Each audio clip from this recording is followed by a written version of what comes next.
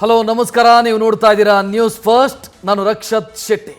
ಸಂಸದ ಪ್ರಜ್ವಲ್ ರೇವಣ್ಣ ಅವರದ್ದು ಎನ್ನಲಾದಂಥ ಅಶ್ಲೀಲ ವಿಡಿಯೋ ಕೇಸ್ ಏನಿದೆ, ಸದ್ಯ ಇಡೀ ರಾಜ್ಯದಲ್ಲಿ ಇದರ ಬಗ್ಗೆ ಚರ್ಚೆ ಆಗ್ತಾ ಇದೆ.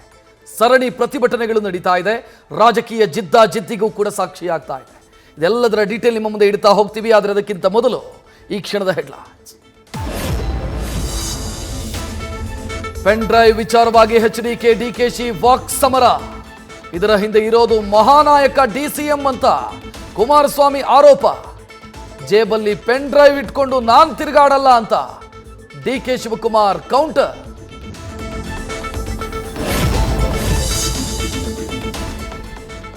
ನನ್ನ ಮಗ ಸತ್ತಾಗ ಮೋದಿ ಜೊತೆ ನಾನು ಮಾತೇ ಆಡಿಲ್ಲ. ಕುಮಾರಸ್ವಾಮಿ ಹೇಳಿಕೆ ಸುಳ್ಳು. ವಿದೇಶದಲ್ಲಿ ಸತ್ತೋದ ಡೆಡ್ ಬಾಡಿಯನ್ನ ಇಲ್ಲಿಗೆ ತಂದ್ವಿ. ಬೆಳಗಾವಿಯಲ್ಲಿ ಎಚ್ಡಿಕೆಗೆ ಸಿಎಂ ಸಿದ್ದರಾಮಯ್ಯ ತಿರುಗೇಟು.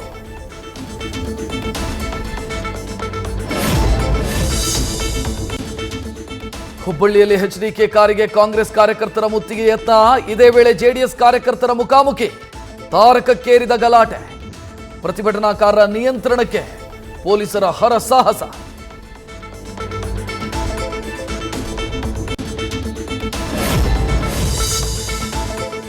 ಪ್ರಜ್ವಲ್ ಅಮಾನತು ಅನ್ನೋ ನಾಟಕ ಮಾಡಲಾಗ್ತಾ ಇದೆ. ಉಚ್ಚಾಟನೆ ಮಾಡದೆ ಅಮಾನತು ಅನ್ನೋದು ಕಣ್ಣೊರೆಸೋ ತಂತ್ರ. A1 ರೇವಣ್ಣ ಬಗ್ಗೆ ಮಾತಿಲ್ಲ ಯಾಕೆ? ಟ್ವಿಟರ್ನಲ್ಲಿ ಕಾಂಗ್ರೆಸ್ ಪ್ರಶ್ನೆ.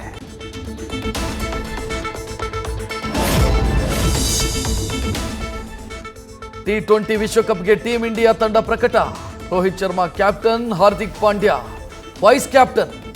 KL ರಾಹುಲ್ಗೆ ತಪ್ಪಿದ ಅವಕಾಶ, ಚಾಹಲ್ಗೆ ಚಾನ್ಸ್.